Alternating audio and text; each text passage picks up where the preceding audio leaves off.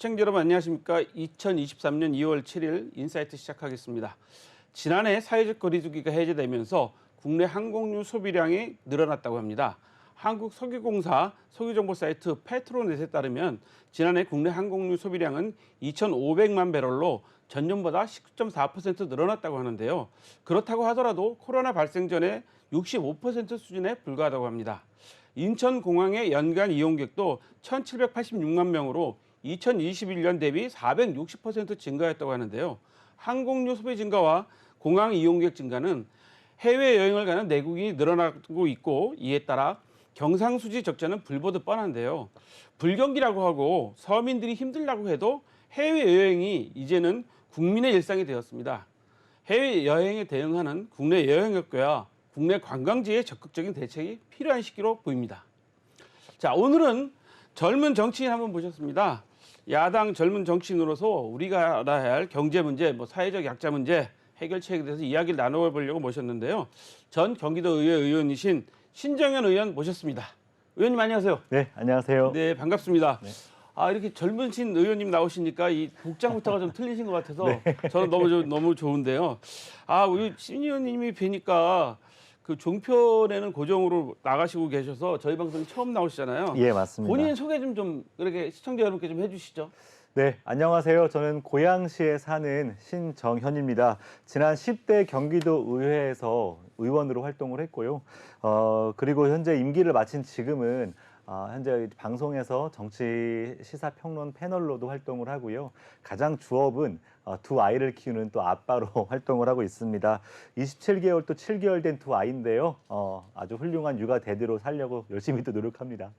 아하, 아이가 둘 있군요. 네. 제가 이게 의원님 자료를 찾다 보니까 최초로 무슨 육아휴직을 낸 남성 의원이다 그랬는데 그 사이에 벌써 아이가 둘이 됐어요? 네, 벌써 7개월 됐네요. 예, 아이 둘째가 태어난 지. 아하, 그래 말씀 지금 들어보니까 예. 애국하신 것 같아서 요즘에는 아이들 잘 낳고 하는 게 애국자라고 많이 하시잖아요. 네. 그렇기 때문에 저는 잘하신 일이라고 좀 칭찬해드리고 싶습니다. 고맙습니다. 신 의원님이 근데, 죄송하지만 예. 올해 나이가 이제 윤석열 정부 들어서 만 나이로 따지니까 예, 예. 저는 만으로 41살입니다. 예, 예. 41살인데 아이를 둘 낳으셨다. 잘하신 일입니다. 요즘 MZ세대들이 아이를 안 낳았고 좀 인구 문제가 심각하잖아요. 예, 맞습니다. 그런 걸 생각해 보면 참 잘하신 것 같다. 자, 신우님 제가 좀 궁금해서 여쭤보는데 예, 요즘 예. 우리 신우님 만으로 이제 41살 이제 네. 젊은 우리 그 청년 정치인이시잖아요. 예. 요즘에 가지고 계신 사회적 화두가 뭐가 있습니까? 젊은 청년 정치인들이 갖고 있는 거. 저는 궁금한 게 기성 정치인들은 여러 가지 이야기도 많이 하시는데 사실 가슴에 와서 팍 닿질 않아요. 네. 근데 우리 젊은 청년 정치인들은 어떤 화두를 갖고 계신가 이런 점들이 좀 궁금해서요. 가장 큰 화두는 그 어느 때보다 양극단화 되어가는 정치 구조인 것 같습니다. 어려운 말로 그렇게 표현하지만 쉬운 말로는 네가 나쁜 놈이기 때문에 나를 찍어줘야 돼. 너가 틀렸기 때문에 나를 찍어줘야 돼. 다시 말하면 상대방이 혐오의 대상이 됨으로써 이길 수 있는 정치 구조가 점점 극단화되고 일상화되고 있다는 건데요. 25대, 50대, 25라고 표현되어지는 중간의 지점이 이제는 50%를 넘어가는, 다시 말하면 어떠한 정치 세력도 믿을 수 없다라는 중도가 50%를 넘어가고 있지 않습니까? 이 말은 다시 말하면 나를 대변하는 정치인이 없고 정치 세력이 없다라는 시민들의 입장을 이 숫자에서 그대로 보여주고 있는데요. 제가 생각하는 이 양극단화된 정치 구조가 지금의 가장 큰 사회적 구조 화두가 아닌가 생각합니다. 아하, 그러면 양극단화가 이제 문제라는 말씀하셨습니다. 사실 저희가 보기도 이런 문제가 좀 심각하게 지금 닿고 있어요. 왜냐하면 양극단화가 되다 보니까 내 편 아니면 다 적이야.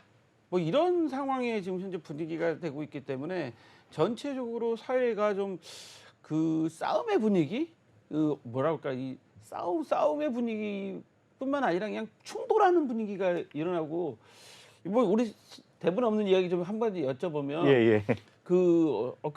어제 뉴스가 장식된 게 보면 예. 그 김어준 씨의 무슨 정치 공장인가 거기 유튜브에 예. 조국 전 장관 딸 조민 씨가 나와서 이제 한 얘기가 지금 오늘 뉴스를 장식하고 있더라고요. 이렇게 극단적으로 부딪히는 것에 대해서는 또 어떻게 생각하세요?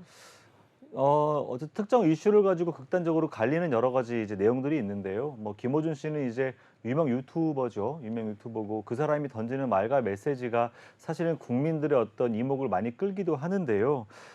조민 씨에 대한 이야기는 사실 조심스럽긴 하지만 그렇죠, 그렇죠. 그럼에도 이제 어찌됐든 현재 사법 체계 안에서 유죄 판결을 받았던 상황이고요. 조국을 지키겠다라고 하는 많은 민주당원들에게도 상처가 됐던 사건이기도 합니다. 근데 그럼에도 불구하고 이러한 상황에서 우리 편은 무조건 옳고 이런 상황을 만든 검찰이나 혹은 윤석열 대통령이나 사법 체계가 틀렸다라고만 바라봐서는 사실은 국민들의 어떤 중도의 국민들 50%에 달하는 국민들의 어떤 지지를 받기는 점점 어려워질 것이다. 결국 우리는 국민의 상식과 양심에 맞는 판단을 해야 되고 그러려면은 지금처럼 특정한 세력이 열광하는 어떤 방식의 이슈 선점으로 갔다가는 사실은 모두가 다 이제 정치를 떠날 수밖에 없는 상황으로 내몰릴 것이다. 이런 좀 고민도 많이 하게 됩니다. 아하, 제가 사실 대본 없는 걸 여쭤봤는데 죄송합니다. 대본 없는 걸 여쭤봤는데 대답을 아주 현답을 해주셨어요. 사실은 이게 양쪽으로 막 우리가 몰리다 보니까 정치 현안에 그리고 현재 사법 체계하에서 뭐가 잘못됐다, 너희들이 잘못이야 그러면 저도 좀 안타까운 게 이거예요. 여당이고 야당이건 법원에서 판결할 때마다 자기네한테 유리하면 현명한 판단이었다. 자기한테 불리한 판단 나면 이거는 사법이 잘못된 거다. 뭐 이렇게 얘기하는 거 정말 제가 그런 것을 정치를 혐오하는 사람 중에 하나인데 법으로 판결 났으면 그냥 받아들이고 거기에 또 알맞게 행동해야 되는 건데 참 아무튼 그렇게 현명한 대답을 해주셔서 제가 너무 감사한 말씀을 좀 드릴 수밖에 없고 예. 제가 자료를 찾다 보니까 네. 의회에 나갔을 때 반바지도 입고 나가셨을 있고 여름에 이거 예. 옛날에 우리 누구죠 그분 유시민 씨. 유시민 예. 이사장이 국회에 나가실 때 하얀 바지 입고 나갔다가 많은 분들한테 이게 점잖지 예. 못하다 이런 비난도 들었고 또 뵈니까 우리 의원님이 지금 보면 출산휴가도 하셨어요. 네. 남성 의원 최초로 출산휴가를 갔는데 이게 사실은 쉽지 않은 결정이셨을 것 같은데 출산휴가 가게 된 과정이나 본인의 생각이나 또 주변 반응은 좀 어땠었나요? 출산휴가 쓴다 그랬을 때는 12월이었거든요. 네. 그때가 이제 마지막 예산을 정리해야 되고 가장 중요한 내년에 뭔가 사업을 위해서 나의 정치적 성과를 위해서 가장 피튀기게 싸우는 시기가 12월이었습니다. 근데 저희 첫째 아들이 12월 1일 날 태어난 거예요. 마침 또 그때 예산 심사를 들어가는 그 순간에 전화가 와서 아기가 나와요. 이제 이런 전화를 받고 제가 이만큼 준비했던 질의서가 있었거든요. 네. 정말 중요한 질의서들 내용들을 다 두고 뛰쳐나왔습니다. 가장 큰 이유는 그런 겁니다. 남성들이 출산휴가를 쓸 때에는 늘 같은 이유예요. 회사 일이 너무 중요하고 바쁘고 그쵸. 주변의 사람들의 시선이 사실 너무 괴롭죠. 그래서 출산휴가를 쓰지 못하는 사회적 분위기가 있다라는 겁니다. 하지만 법 제도적으로 출산휴가를 쓰게끔 되어 있는데 정치인이라면 당장의 성과도 중요하지만 이 사회가 지향해야 될 방향에 맞춰서 판단을 해야 된다. 그래서 이제 바로 출산휴가 계획서를 제출을 하고 곧바로 저는 이제 아내와 같이 출산하는 장면을 함께 하면서 2주간 이제 산후조리원에서 아내와 함께 시간을 보냈습니다. 아까 반바지 얘기도 하셨는데요. 정치는 결국은 오랫동안 당연히 그런 거 아니야라고 하는 틀을 깨부시는 과정이라고 생각을 하거든요. 출산휴가도 마찬가지입니다. 많은 사람들이 여자가 애 낳았으면 남자는 집을 이제 부양을 해야 되니까 일을 더 열심히 해야지라는 생각. 그렇지 않거든요. 아이를 낳고 키우는 과정은 남녀가 함께 해야 되는 것이고 특히 출산 이후에 가장 손이 많이 가는 그 시점에서는 일을 잠시 내려놓더라도 아이를 키우고 아내를 돌보는 일에 집중해야 된다는 게 앞으로의 상식이 돼야 된다는 겁니다. 반바지도 대단한 게 아니에요. 사실은 이재명 당시 지사가 모든 공무원들한테 반바지 입고 출근하라고 했어요. 그랬습니까? 근데 이재명 지사 당신 본인도 반바지 입은 적이 없고 대부분의 공무원이 국과장들이 다 긴 바지 입고 다니니까 반바지 입는 공무원들이 아무도 없는 거예요. 무섭죠. 예, 무섭지. 예, 근데 그때는 너무 덥고 그런 시기라 에너지를 절약하자는 차원으로 반바지 입으라고 했는데 안 따르는 겁니다. 전 국민 메시지도 그렇게 나갔어요. 여러분 이제 반바지에 반팔 셔츠 입으십시오. 그래서 그 틀도 깨야겠다. 국과장들이 의원이라도 입고 이제 뭔가 메시지를 보내면 국과장들도 우리도 입어볼까라는 이제 뭔가 느낌이 있을 것 같아서요. 또 국민들에게도 호소하는 부분이 있고요. 그래서 입었는데 좀 재미난 에피소드는 반바지 입고 딱 등원을 했는데 우리 의장님께서 연세가 많으시니까 야, 신의원, 너 내 방 가서 당장 반바지 긴 바지로 갈아입고 와. 내가 긴 바지 빌려줄게. 그러는 거예요. 그래서 아이 저 그럴 수 없습니다. 예, 그랬더니 너 반바지 안 갈아입고 오면은 지금 회기 시작 못해 그러는 거예요. 절대로 못 갑니다, 의장님 죄송합니다 하고 버텨서 겨우겨우 그날의 이제 본회의 일정을 잘 마쳤던 그런 사례도 있네요. 아, 이게 참, 이게 말씀 듣고 보니까 우리가 뭔가를 이제 기존의 틀을 깨야 되고, 저는 이 생각도 하거든요. 사실 넥타이 매는 것도 그 70년대 에너지 전략, 네. 에너지 전략 하자라서 공무원들 여름에는 넥타이 매지 말고 노타이로 다니라고 네. 했고 막 했는데, 지금 또 지금 다 넥타이 매고 다니고 있어요. 이게 참 뭔가 좀 역행하고 있고 실용적이지 않다, 이런 생각이 좀 전 들어가는 것 같아요. 네. 아, 그 말씀 듣다 보니까 뉴질랜드 총리도 이제 나 아이를 키워야 되고 가정에 충실하기 위해서 총리직 사퇴할게요, 뭐 이런 뉴스를 보면서 참 신선하다고 느꼈는데, 역시 우리 그 40 초반에 우리 신 의원님은 젊은 정치인답게 아주 그런 결을 하셨네요. 그때는 36이었습니다. 36이었습니까? 예, 아유. 아, 역시 용감하신. 제가 또 한 가지 여쭤보고 예. 싶은 게, 요즘에 보니까 고양시 청사 이전 문제가 심각해요. 네, 맞습니다. 무엇 때문에 그런 겁니까, 이거는? 그러니까 이전 시장이 고양시 청사를 원래 80년대, 90년대부터 쭉 있어왔던 오래된 구청사를 네. 신청사로 바꾸기 위한 모든 예산 준비와 또 도시 계획 준비, 또 그린벨트를 푸는 문제까지 사실은 완전히 다 준비된 상태였고요. 또 이제 그 신청사에 대한 어떤 공론화 과정을 위해서 위원회도 만들었고, 그래서 어느 지역이 좋다, 어느 지역이 좋다라는 것들을 다 한데 모아놓고 시민 토론회를 열었습니다. 그렇게 해서 결정된 곳이 이제 지금의 원당, 바로 이제 현재 구청사가 있는데 가까운 곳에 만들고, 또 이곳이 워낙 또 낙후되어 있으니 이곳에 심지어 지하철이 들어올 수 있게끔 그거에 대한 계획도 국토부를 통해 따왔다라는 것이죠. 사실 이 원래 구청사가 있던 그 지역은요, 일산이라는 알아요. 우리가 네. 소위 말하는 네. 신도시에 투자되었던 수많은 예산에 비교했을 때 아주 작은 예산. 네. 그래서 그 지역은 많이 낙후되어 있다라는 인식이 있어서 이 신청사를 통해서 균형 개발과 균형 발전이라는 관점을 충족시킬 수 있었던 그 주민들은 오랜 수건이기도 했습니다. 근데 갑자기 새로운 이제 시장이 들어서자마자 첫 일성으로 이 신청사를 일산 신도시 한 복판에 있는 백석으로 옮기겠다, 이렇게 또 이야기를 해버리면서 지금 고양시는 절반으로 쪼개져서 갈등을 빚고 있거든요. 심각한 문제고요. 정치인이 나서서 이건 공론화의 과정도 거치지 않고 이전 정부가 판단했던 이 과정을 충분히 검토하지도 않고 갑작스럽게 신청사 이전을 선언함으로써 일단 한 100만 시민이 반으로 갈리게 만들었던 정말 나쁜 사례가 되었고요. 특히나 균형 발전이라고 하는 고양시의 미래 비전도 이로 인해서 많은 훼손을 당하게 되겠죠. 정치인의 가장 큰 역할은 결과를 찍어놓고 이리 와가 아니라 이 과정과 절차 속에서 많은 민의를 담아내는 이 과정에 저는 있다고 생각하거든요.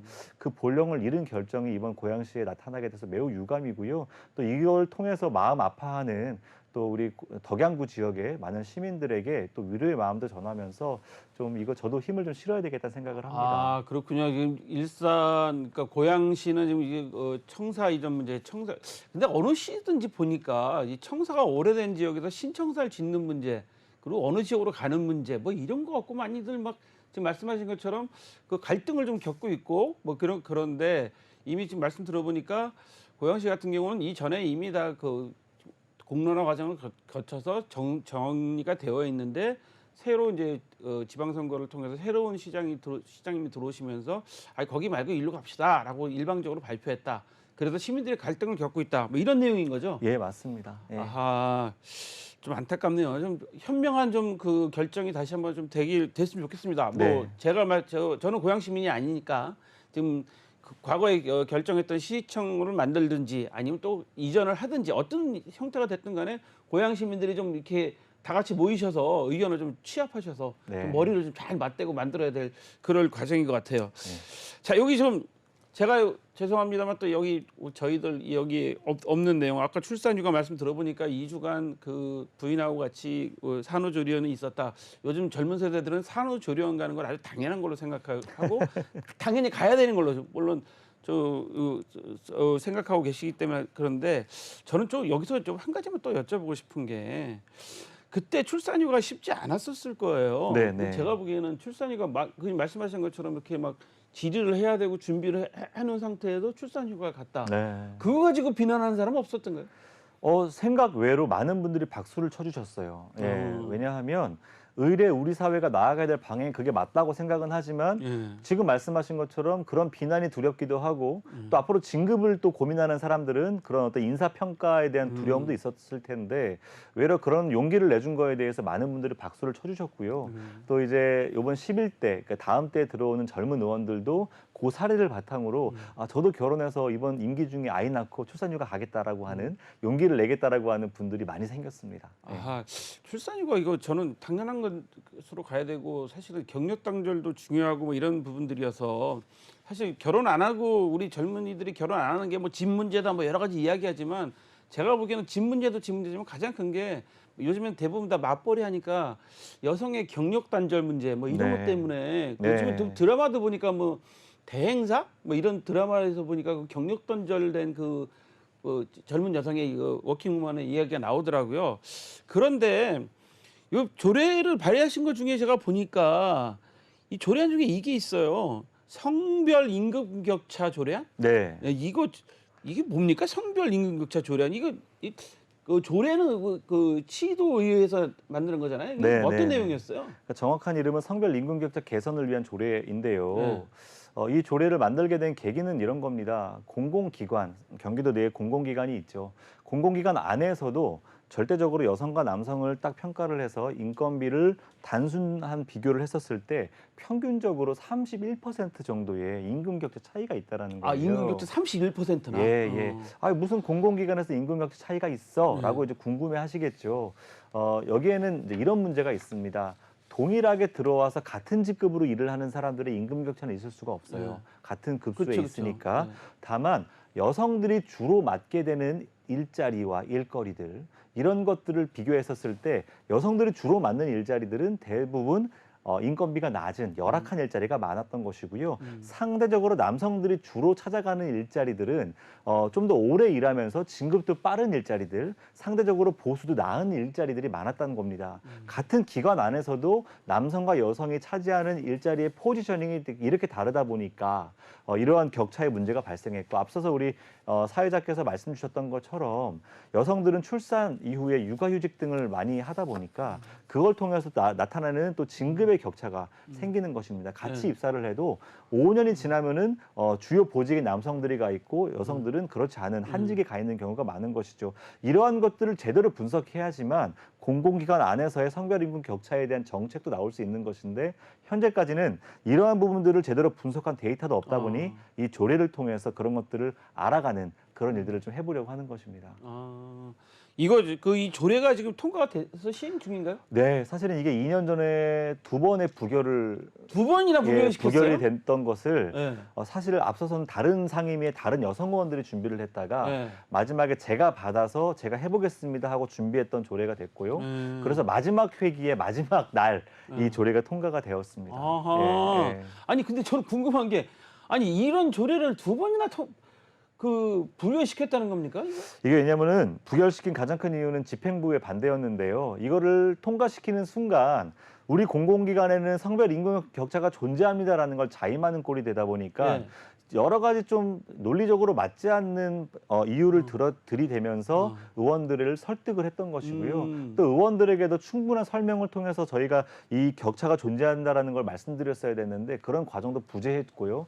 그래서 이거를 만들기 전에 제가 해당 상임위 의원들 한 명 한 명 붙잡고 1시간씩 설득을 하고 그래서 그럼 신의원 이건 무조건 우리가 가결해야겠네라는 답변을 듣고 나서야 이 집행부도 포기를 하더라고요. 더 이상은 안 되겠구나. 그래서 결국엔 집행부가 찬성을 해줬고 의원님들도 모두가 다 찬성 동의를 해주셔서 통과된 조례입니다. 그러니까 우리 저 신의원님이 의원님들 한 분씩 붙잡고 이게 꼭 돼야 됩니다라고 이제 설명하셨다는 건데 저는 너무 웃긴 게 우리가 임금 격차가 있다는 걸 자인하는 꼴이 돼서 이런 좋은 조례안, 이 조례도 법이잖아요. 그렇죠. 이걸 통과를 못 하면 안 된다. 이거 말 됩니까 이거? 말이 안 되죠. 네. 어떻게 그때 심정이 어떠셨어요? 저 지금 이 말씀 들으면서 네네네. 저는 이제 아이들 다 컸기 때문에 그런 일이 있을 수 없긴 하지만 네.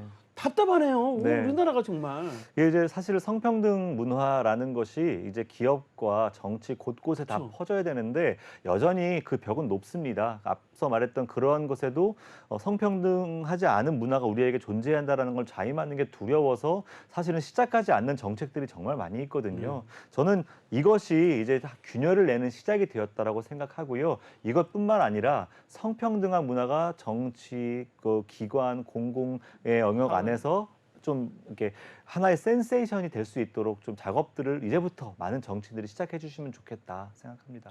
아니 지금 말씀 들어보니까 좀 저도 답답한 게 지금 공무원 합격자도 보면 여성이 네. 훨씬 더 많고 특히 학교 선생님은 거의 한 90%가 특히 초등학교 같은 경우 90%가 여자 선생님이어서 뭐 남자 선생님이 필요해 뭐 이러고 있는 상태고 여성의 사회 진출이 지금 어마어마하게 많이 되고 있습니다. 우리 군에도 지금 여성들이 많이 진출해 갖고 전투병과에도 많이 이렇고 그렇죠. 전투기 조종사도 있고 뭐 맞아요. 사회 곳곳에 여성들이 많이 진출하고 있는 이런 상황에서 이런 것들을 아직까지도 공공기관에서는 우리가 아직 성평등 임금 격차가 있다라는 거에 대해서 시인하지 않으려고 이거를 감춘다. 와 이거 정말 제가 지금 깜짝 드는 건 조선시대 초기를 보는 것 같은 느낌이었어요. 지금 말씀 듣다 보니까 저도 사실은 이걸 네. 찾으면서 이렇게 이걸 왜 만드셨을까 이야기를 들어보니까 이 두 번이나 부결을 했다. 예. 그럼 이거 기초 광역의회에서도 이 정도로 보수적이다 보니 이 국회에서는 여의도에서는 더 할 것 같아요. 네, 맞습니다. 지방의회가 사실 중요한 것이 이렇게 균열을 내는 게 국회에서 쉽지 않다면 기초와 광역 단위에서 균열을 내기 시작하면 결국 국회가 움직이게 되거든요. 그런 면에서 저는 좀 꼬리를 흔들어서 몸통을 흔드는 좋은 사례가 되었다 이렇게 생각합니다. 네, 알겠습니다. 자, 우리 의원님 말씀 듣는 과정에 지금 잠깐 쉬었다 하도록 하겠습니다. 네.